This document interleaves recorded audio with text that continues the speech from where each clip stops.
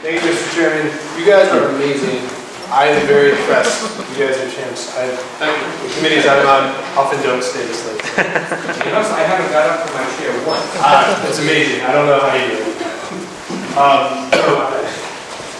I'll try to be brief. The legislation before you, House Bill 7514, does two things. First, it writes into the Declaration of Purposes for the PUC and the DPUC that we must take seriously the need to achieve 100% renewable energy mix by the year 2050. And two, it requires these entities to include climate, environment, employment, health, and consumer concerns in their decisions and proceedings. So first, the 100% renewable by 2050, that was not sort of plucked out of thin air. Those numbers are what the science tells us we need to achieve if we are going to have a chance at averting the most catastrophic impacts of climate change here in Rhode Island. I can imagine that there might be some folks in this room who hear those numbers and they think that's not realistic.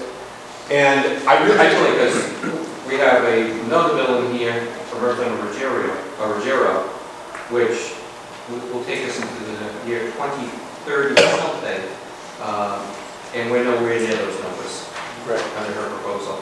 And right now we're not on track. We're not on track to get there. Certainly, we need to have some big changes to get there. But I would really sort of challenge that thought of what is realistic, what is real, because again, it was real that it was 67 degrees on Christmas. It was real that 2015 was the hottest year in human history. It was real that 15 of the last 16 years have been the hottest ever recorded. And certainly the devastating consequences of us passing the threshold of 1.5 degrees Celsius, those are going to be very real, at least according to the United States government, the United States military, most of America's business leaders, the scientific community, etc. So to me, it's not idealism to say we need to get there. That is realism. That is a pragmatic assessment of the reality before us. And so I encourage us to think big and then let's figure out how to get there. At the same time, we need to recognize that the decisions made by the PUC, the DPUC, and also the Energy Facility Siting Board, which I would actually like to see included in this legislation if it were to move forward, those decisions have a big impact on issues that go beyond electricity rates, beyond utility profits, etc. They impact the climate, they impact the health of our communities, they impact the environment of our state, they impact our local communities certainly. And so it makes sense to me that the division, the commission, and the board should have to take those factors into account when they're making their decisions. The legislation doesn't require these entities to follow any specific policies. It simply requires them to expand their criteria for decision making, so as we're making choices going forward, we can take into account the realities of what those decisions actually entail. I also think at core it's a jobs bill. This would be setting a clear marker to leaders in the green economy, to renewable energy developers, that Rhode Island is serious about transitioning to a clean energy economy. We're serious about supporting this fast-growing industry. In closing, fundamentally I introduced this bill because I believe we have a responsibility to Rhode Island's young people. Those of you who are older, I would argue, have a responsibility to my generation, and I absolutely have a responsibility to the generations that come after mine. If we do not change course, very soon, we are going to be condemning our young people to a very scary future, to a life that will be shaped in the coming decades by environmental catastrophe and everything that goes along with it. So I think the stakes are very high. We're at an important crossroads, and I encourage us to think big. Let's put the goal out there, and let's make sure that we can make it happen. Thank you. Any questions? Thank you. Waterworld was on this weekend. It's scary to see new maps. It's, again, what's realistic? Christopher Torres. Thank you. Thank you, Mr. Chairman and members of the committee. My name is Chris Torres, and I'm the State Director of the Rhode Island Working Families. I provide this testimony on behalf of Rhode Island Working Families, which includes the Teamsters Local 251, Planned Parenthood of Southern New England, United Auto Workers Union, Unite Here, Demand Progress, United Nurses and Allied Professionals. Now, I'm going to ask you not to read it since we all have a copy Sure. of it. So I'm going to ask you to summarize it.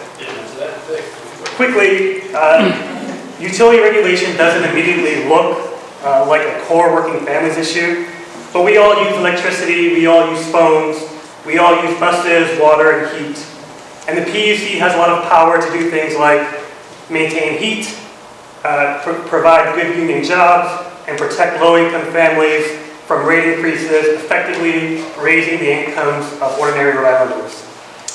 This will mean life and death impacts for working families, and will also allow Rhode Island to continue to be a climate policy leader for the next decade to come.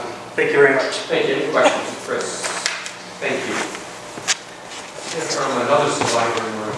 Ed Malosky, how are you, Ed? Well, How's Elizabeth? she's doing very well, Mr. Chairman. The only survivor that I am is that I was going to open by saying that my firm has been in continuous operation since 1976. And for an architect and planner in Rhode Island, That's all I count my lucky stars. Absolutely. Mr. Chairman and committees, this will be very brief. I'm here, as I said, in my capacity as the owner of Filarski Architecture and Planning and Research, operating since 1976, and also in my capacity as chair of the U.S. Green Building Council here in Rhode Island. Stating the obvious, the Rhode Island Public Utilities Commission is a major force regarding operating energy in Rhode Island. How we use or misuse energy is critical to not only our state, but all of our society as we move forward. Our energy choices affect climate change, sustainability, and resiliency, for good or for bad. The common sense and triple bottom line practices of people, planet, and prosperity are right now being integrated globally and locally by major corporations and the United States Armed Forces. As they incorporate climate change, sustainability, and renewable energy into their strategic portfolios. We're in favor of this bill because it's something that we believe that the Public Utilities Commission and the DPUC should incorporate in their strategic decision-making portfolio as well. So I, my firm, the U.S. Green Building Council, support this legislation and its explanation of the legislation by the Legislative Council. Thank you very much. Thank you. Any questions for Tim? Thank you. Megan from Sierra Club again. Sierra Club again, thank you again, Chairman, members of the committee. Sierra Club is also in support of this bill. We are in support of it because economic decisions have consequences for people's lives and the environment in which we live. So the portions of the bill that have to do with local training and hiring are particularly welcome. But as a national group, Sierra is committed to moving beyond coal and oil into a mix of fossil-free energy by 2030. We support any local legislation that furthers this goal, and the provisions within this bill requiring the PUC to take environmental concerns into account are extremely overdue. I will close with a quote I like from James Hansen, who is a former NASA scientist. He says, "Climate change is analogous to Lincoln and slavery or Churchill and Nazism. It's not the kind of thing you can compromise on." I'm happy to take questions. Any questions for me? Thank you. Frank McMahon, I think, has left from National Grid. He's in favor.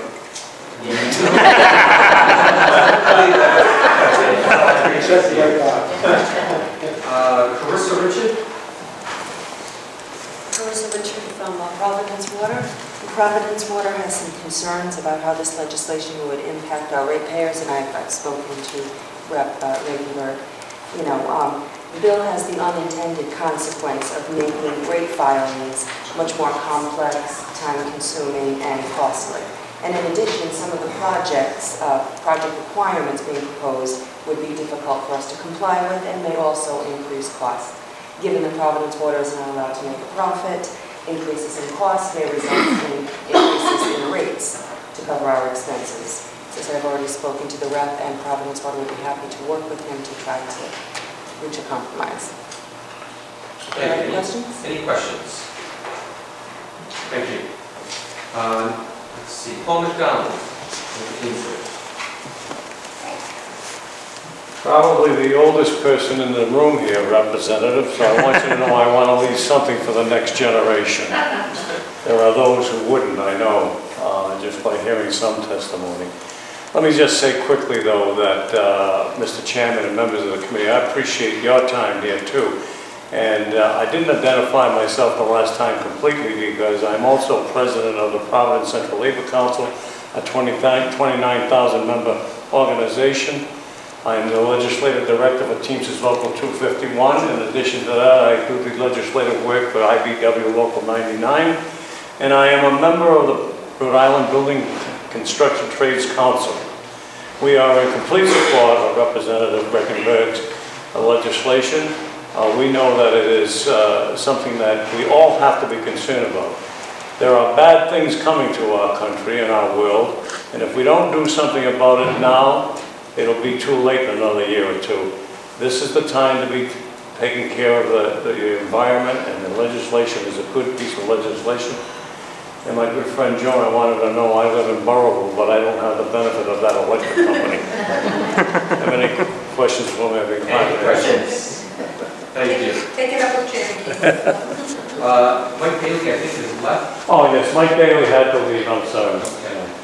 Betsy Long, I think she just left. has she left?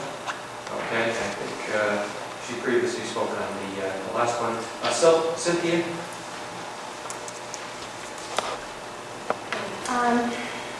So, I haven't had a chance to speak with Representative Regenberg. There are some very laudable goals in here. We're not quite sure that we have all the power that people have suggested that we have, and aren't quite sure how we implement this. The Commission's primary role is to approve rates sufficient to allow utility to engage in the provisioning of safe, reliable service in a manner that meets the state's goals. We can approve funding for projects. We can't tell the utility how to do their job, and that's an important distinction. For example, we can't tell Providence Water what kinds of meters to put in. We can give them funding for a meter replacement program.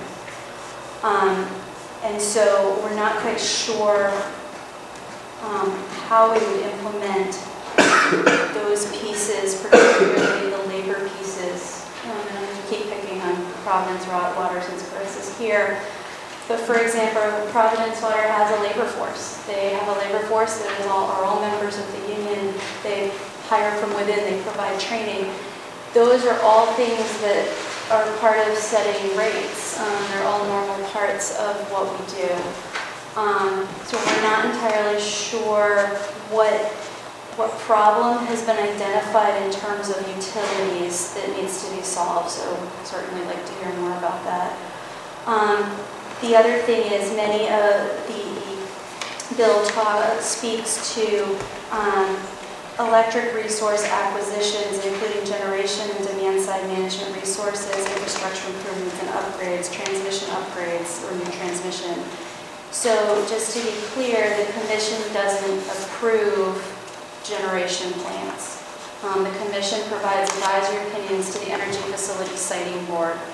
The Commission also doesn't approve transmission upgrades or the relocation of lines or new transmission. Again, if they fall within the definition of a major energy facility, we provide advisory opinions along with many other agencies in the state to the Energy Facility Siting Board. So many of those things are within another agency's jurisdiction. With regard to for demand-side management resources, we already have to apply a least cost procurement test, which is a cost-benefit test. So we're already doing some of those things. And infrastructure improvements and upgrades, there's an annually National Grid files an infrastructure safety and reliability plan in accordance with a law passed by the General Assembly just a few years ago. And we have to approve within 90 days of the filing. We have to approve infrastructure safety, reliability investments and spending that are found to be reasonably needed to maintain safe and reliable distribution service over the short and long term. And we're not sure how adding some of these additional parameters with regard to the economic development piece would increase the complexity of those filings where there is a statutory time frame in which the review needs to happen. So certainly To the extent this bill is consistent with the Rhode Island Resiliency Act, we'd be happy to talk with the sponsor some more about this bill. One last point is that the elimination of climate and health impacting emissions by achieving 100% clean renewable energy mix by 2050. Our only question is, given the fact that we're in a regional market, what exactly would we be expecting to work towards from this bill? Questions for Cynthia? Thank you, Cynthia. Thank you. Bridget? I'm Ron City, Rhode Island. Thank you for allowing me to testify on this bill as well. A lot of what I was going to say has been said. I want to make 2 points. First is one of the reasons that I do support this bill is the inclusion of goals around workforce standard inclusion. I think that's very important, that we are creating family supporting jobs that are going to help get people out of poverty, stay out of poverty. The way that this bill is written is to support the kind of job development that actually gives people a future and gives people wage-sustaining jobs that they can support families on, come out of poverty, stay out of poverty, and build their families. So I support that part of this. The other part I support is that a significant portion of our economy is at risk due to climate change, and it's unacceptable to continue to kind of do business as usual. So I'm going to use this analogy that certainly isn't in my written testimony. Let's say that I am pregnant with a child, and science tells me I'm going to have that baby in about 40 weeks. But I don't think that's very realistic in my time frame and my goals, so I'm going to plan on having that baby in 2 years. That's ridiculous. And I think that if we continue to kind of base our goals on what we think we might be able to achieve and what we think might be acceptable to people and ignore the science, we're putting ourselves in that exact same situation. Climate change is happening and it's coming fast, and it's not these, not to say, well, let's look at lofty goals. These aren't lofty goals, this is science, this is happening, and we have to face that reality. And I think our decision making now has to be based on reality and not on goals that we think are attainable and might be palatable to people who may not buy into the science as much as they should. So thank you for Thank you. Any questions? Thank you.